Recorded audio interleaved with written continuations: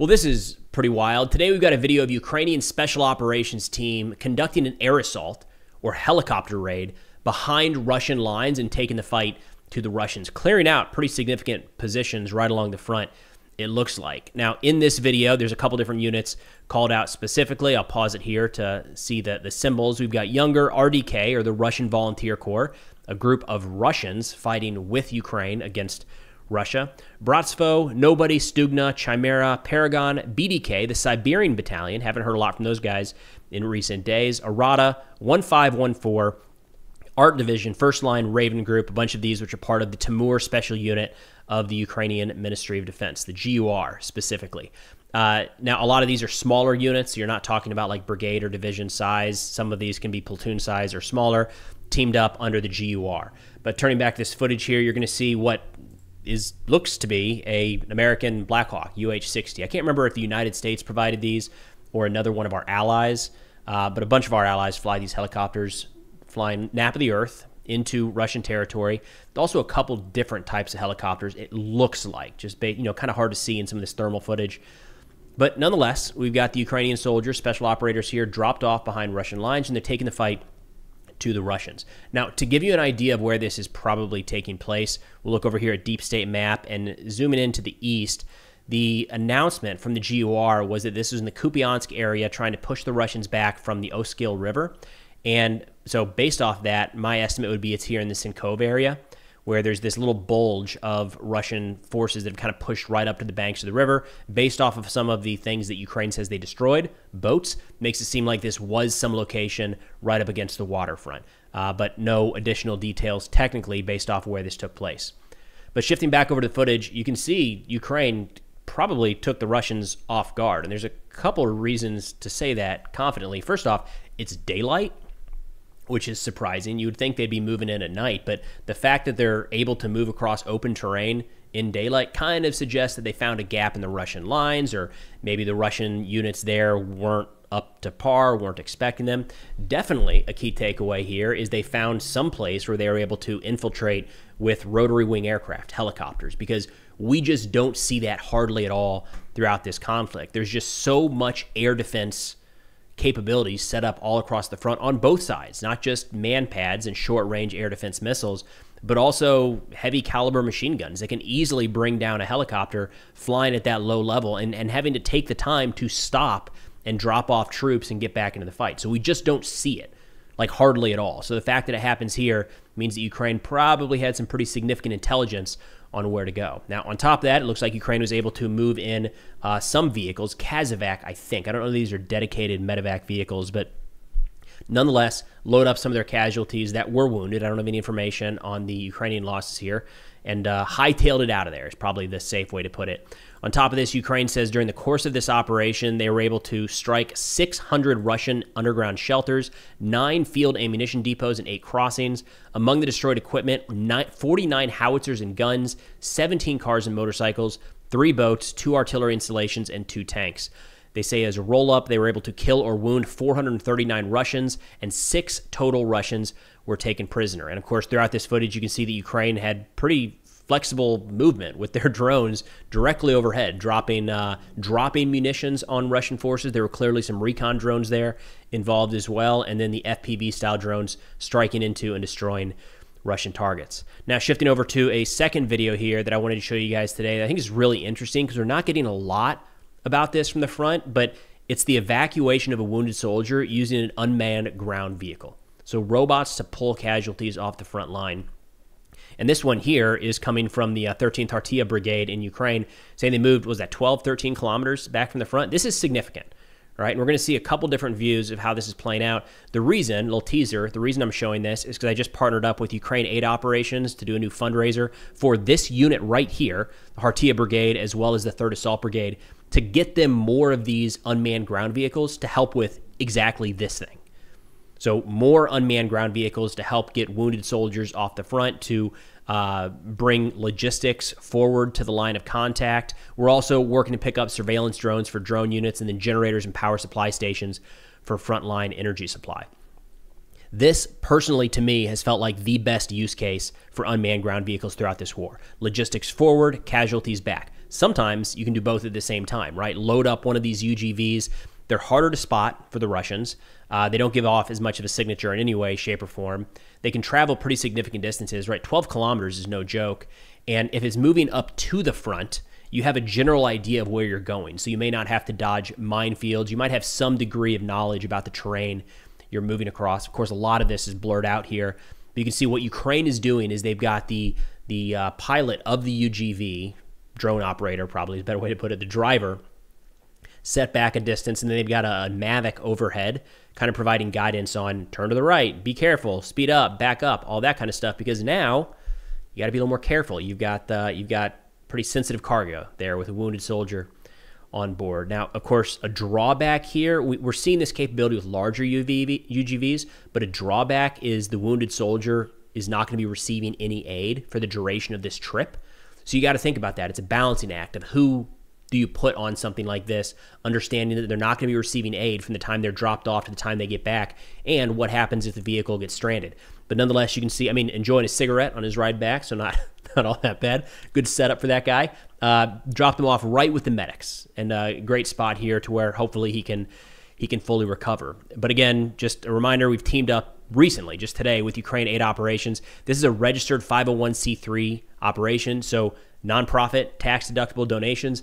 We're trying to pick up $50,000 for the 13th Hartia Brigade shown there in the video, as well as the Ukrainian 3rd Assault Brigade. In fact, those guys from the 3rd Assault sent over a video. Let me play that real quick. Слава Україні! Героям слава! Ми, бійці 3-ї окремої штурмової бригади 2-го механізованого батальйону, звертаємося за допомогою до Престона Стюарта та його громади у придбанні дрону Матріс 4T, завдяки якому ми будемо нищити ворогів і вдень, і вночі. Слава нації! Смерть ворогам! Now, based off the amount donated, you can pick up unit patches, a signed flag, or even a pretty cool kind of engraved GUR metal insignia. And as a part of this fundraiser, I think the really cool part here is the team over there at Ukraine Aid Operations has helped coordinate 2, 3, maybe 4 interviews with Ukrainian soldiers that are going to be airing on this channel here in the next couple days to talk about things like how they're using drones along the front, gathering intel, and so on. And it's because of this fundraiser that they're doing that. So I'm excited to share all that with you all. But of course, if able and interested, please see the link in the description below, as well as the pinned comment. If times are tight, I get it, no issue. I've been there plenty of times. Commenting and sharing this video helps quite a bit as well. But with that, let's shift over to some other updates here. Overnight, Ukraine carried out a pretty significant wave of drone strikes into Russian territory. The Russian mill bloggers are kind of complaining about this, but we're not getting a lot of information in terms of what the actual damage was inside of Russia. Military informant said on average 333 drones per day were launched by Ukraine over the territory of Russia over the course of the past week. They said the big question is how long Ukraine will be able to maintain this pace. Quoting the Russian Ministry of Defense, they say from the 20th to the 27th, Russian air defense systems destroyed and intercepted 2,331 Ukrainian drones, which of course raises the question, this is coming from the mill bloggers, Russian mill bloggers, not me, how many actually made it through to their target? If those were all of the ones that were intercepted, you have to expect that some probably made it through, and we have some videos that look like, you know, you never know, right? Maybe they crashed and this is the result of a drone crashing into an open field or crashing into a building it wasn't planning to hit. But nonetheless, when you're talking about thousands of munitions flying overhead, some of those are getting through even against the most advanced air defense systems. Two majors as well getting a little frustrated. He said over the past 24 hours, the permanent raids of Ukrainian UAVs on our regions have not stopped.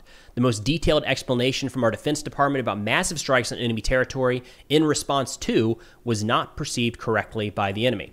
In other words, Ukraine's not getting the message. They were supposed to stop doing this because Russia kind of went over the top and hammered them with drones and missiles over the course of the last couple days. He says Zelensky is not getting the message. Ukraine isn't getting the message. And the concern right now amongst Russian mill bloggers is how long can Ukraine keep up this pace? And to be fair, that's a concern that Ukraine has about Russia as well, as we've seen a significant uptick in the quantity of drones and missiles fired by Russia in recent days. Now, there's an article that came out in the Associated Press yesterday that I wanted to touch on, talking about the evidence, more and more evidence is piling on that Ukrainian prisoners are being tortured and killed in Russian captivity. I pulled out what I thought were some key components here, but I'll share the full article in the description below. This is interesting because it comes alongside the largest prisoner release since the war began, 1,000 for 1,000. We've talked about that in recent videos. But this AP article says, quote, more than 200 Ukrainian POWs who have died while imprisoned since Russia's full-scale invasion, or more than 200 have died while imprisoned. Abuse inside Russian prisons was likely a contributing factor in many of these deaths, according to officials from human rights groups, the United Nations, Ukrainian government, and a Ukrainian medical examiner who performed dozens of POW autopsies.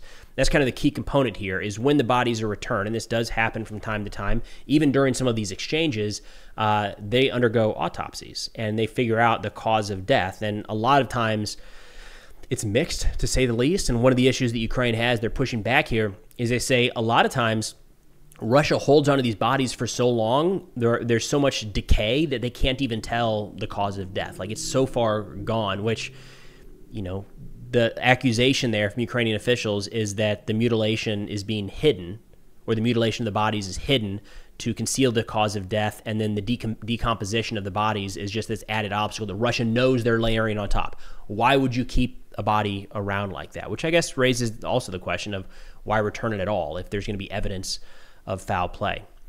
Now, Ukraine says that forensic discrepancies and the repatriation of bodies that are mutilated and decomposed point to an effort to cover up alleged torture, starvation, and poor health care at dozens of prisons and detention centers across Russia and occupied Ukraine.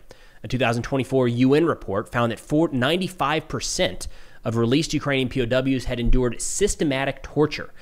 Prisoners describe beatings, electric shocks, suffocation, sexual violence, prolonged stress positions, mock executions, and sleep deprivation. According to Danielle Bell, the UN's top human rights monitor in Ukraine, she said, this conduct could not be more unlawful. The report also said that some Russian POWs were mistreated by Ukrainian forces during their initial capture, including beatings, threats, and electric shocks, but the abuse stopped once Russian POWs were moved to official Ukrainian detention centers. There have been a couple different reports here coming from the United Nations in 2024, and Amnesty International released one just earlier this year looking into this, to overwatching how are prisoners being treated on the two sides. And one of the challenges right now, according to Amnesty International, they said the widespread torture of Ukrainian POWs is difficult to monitor because Russia refuses to grant rights groups or health workers access to its prisons. So how do you monitor the well-being of the prisoners if you don't let any international groups in to actually see how they're doing? Conversely, Ukraine is allowing Amnesty International, the United Nations, and others, Red Cross, in to monitor Russian prisoners being held by Ukraine. They say, unfortunately, in some cases, internal organs have been missing. We talked about this in a video, dark video, a couple weeks ago, where a Ukrainian reporter was captured by Russia, and she came back missing multiple organs, clear signs of torture. Other times, they say in this report, it appears as if bruises or injuries have been hidden and or removed. Again, one of the major frustrations is these bodies are coming back in such rough condition after being in captivity, right? These are not people that were killed on the battlefield. They were supposedly captured and then being held by Russia, and their bodies are in such awful condition when they get back that there's no real way to tell how some of them died. Think about that. It's not how POWs are supposed to be treated. But again, I'll link that full article in the description below, as well as the link, if anybody is interested, to the fundraiser with Ukraine Aid Operations. Again, trying to pull together $50,000 for unmanned ground vehicles, surveillance drones, and power stations for the 13th Hartia Brigade, as well as the 3rd Assault Brigade. But that's all I've got for now. Thanks for watching, and I'll see y'all next time.